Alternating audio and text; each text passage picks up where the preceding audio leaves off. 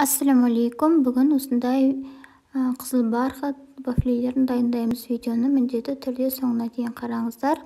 Алдымен ұнға қантты, какао разрыхлительді қосып, венчикпен жақсылап араластырып аламыз. Барлығы араласу қажет бір-бірімен. Одан кейін бөлек ыдысқа сүтімізді құйып, одан кейін қаймақ саламыз. Менде мұнда 20% қаймақ, 2 жылтық саламыз. Ертілген сармайды құямыз. Тағы венчикпен араластырып аламыз. Енді осыған манағы құрақ ингредиенттерімізді салып, біркелкі бірыңғай ешқандай комочек қалмайтындай қылып араластырып аламыз.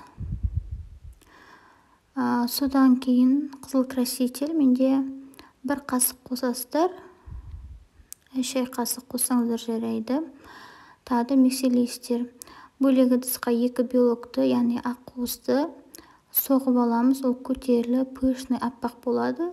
Өзінің формасын ұстайды. Одан кейін осы белокты соғылған, осы жаңағы массаға салып, астынан үстіне қарай асықпай аккуратно бұлғаймыз.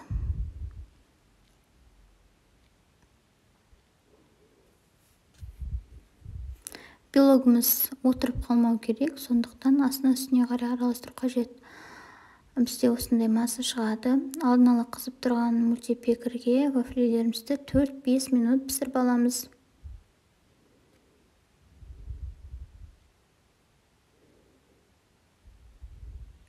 Біздің вафлилер дайын. Өте дәмді, жұмсақ болып шығады. Міндетті түрде дайындап көріңіздер. Ас болсын.